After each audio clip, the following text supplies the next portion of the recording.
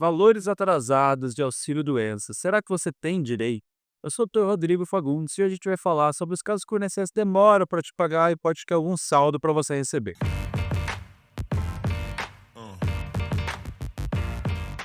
Quando você entra com um pedido de um auxílio-doença, ele demora para ser pago, nem tudo está perdido, porque você pode ter direito aos atrasados desse valor, ou seja, desde o momento que você deu entrada no seu pedido, você tem direito a receber caso venha a ser concedido, logicamente. Mas antes disso, vamos lá, só para a gente lembrar, o que é o auxílio-doença ou benefício por incapacidade temporária, igual o novo nome veio desde a reforma da Previdência ali.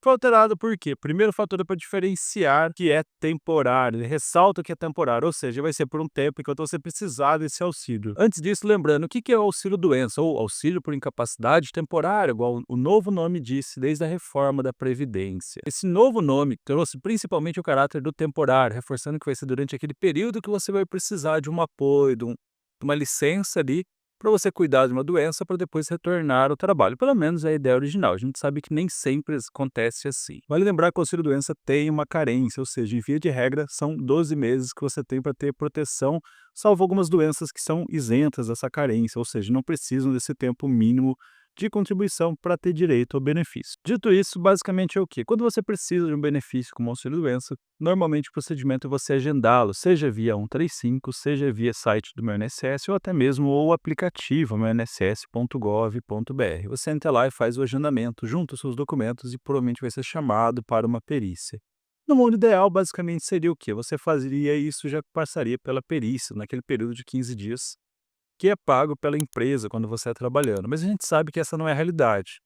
Fora alguns casos excepcionais como uma greve, a gente sabe que essa perícia tende a demorar mais tempo, inclusive mais do que os próprios 15 dias, levando assim, em alguns casos, aquele atraso, aquela demora no pagamento disso. Basicamente, a gente tem três situações onde são mais comum acontecer esses casos. O primeiro deles é quando você faz o pedido do auxílio-doença, ele demora muito tempo para ser reconhecido, como, por exemplo, quando é feito um pedido na justiça, demora, às vezes, alguns casos chegando até anos para ser reconhecido. O segundo caso é a própria demora do INSS. A gente sabe que, infelizmente, às vezes por falta de servidores ou por algum motivo específico, acaba demorando muito tempo. Em alguns casos, vários meses para o INSS até fazer esse reconhecimento, até fazer uma análise do seu pedido de auxílio-doença. E o terceiro ponto, basicamente, é quando o perito na perícia reconhece a doença, porém com uma data diferente ou anterior ao dia que você fez o requerimento, ou seja, ele considera que uma doença é pré-existente, podendo, em alguns casos assim, não ser considerado para auxílio-doença, podendo levar essa discussão ou até mesmo um atraso no julgamento. Outros exemplos também pode ser quando vai uma segunda instância, você pede um recurso no próprio INSS, ou situações de pedidos que foram negados que venham a ser concedidos no momento futuro. Vale lembrar que não se aplica quando você não apresenta os documentos corretos, que a gente não falou sobre eles. Só para lembrar, quais documentos você precisa apresentar no caso de um auxílio-doença? Laudos médicos detalhados, todos os exames, prontuários, receitas médicas. Se você tiver um médico assistente, o relatório do médico assistente indicando, inclusive, desde quando foi o início da incapacidade, o comprovante do pedido inicial do INSS, isso é bom você ter em mãos. Dito isso, muitas pessoas perguntam se tem um limite de tempo retroativo que você pode receber, ou ali de atrasados que você pode receber. Em via de regra, a resposta é não. Por quê? Desde que você tenha dado entrada e ter sido reconhecido o pedido, ele vai ser considerado desde o início. A gente sabe que em alguns casos pode demorar 5, 6, 7 anos, às vezes até mais, podendo ter alterações e demora no processo. Não é comum demora tão grande, mas pode acontecer sim. Então não tem esse risco. O risco que tem é você não fazer o pedido e perder o direito, que aí sim existe um prazo para você exercer esse direito, que em via de regra são 5 anos. Inclusive pode ser o caso de quando você entra na justiça. Vamos dar um exemplo. Caso você faça um pedido de auxílio-doença e foi negado no INSS, você entra com um processo judicial e faz o pedido, ganha esse pedido na justiça. O próprio judiciário pode reconhecer o benefício com tempo retroativo, pode mandar o INSS pagar, inclusive, desde o início, inclusive com juros e correção monetárias, aplicando as regras específicas de cada período.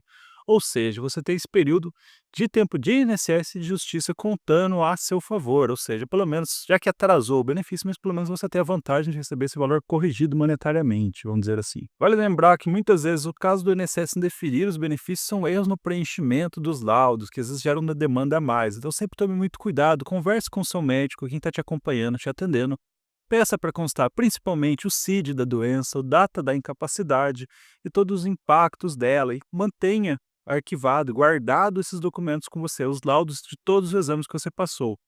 Passando por vários exames, várias consultas, vários procedimentos, guarde todos esses laudos, peça cópia de tudo, sempre guarde o seu prontuário médico. A gente sabe que pode solicitar depois, mas já é um trabalho maior, então sempre peça cópia e mantenha atualizado para comprovar tanto a doença quanto o agravamento dela, caso seja necessário, caso for esse o seu caso também. Vale lembrar também que sempre é uma opção, caso o INSS seja indeferido, você sempre tem dois caminhos. O primeiro deles é você fazer um novo pedido administrativo. Um último ponto também importante de lembrar é que caso o INSS negue o seu pedido de um auxílio-doença, você pode sim entrar com recurso administrativo, que é uma primeira opção para dar uma solução, ou seja, buscar uma segunda opinião, vamos dizer assim, do próprio INSS para ver se ele reavalia o seu caso e considera e concede o seu benefício do auxílio-doença, por exemplo. A outra saída sempre é você buscar esse processo na via judicial. Busque seu advogado de confiança, entre com seu processo caso seja necessário, caso o INSS não reconheça ou tenha dificuldades.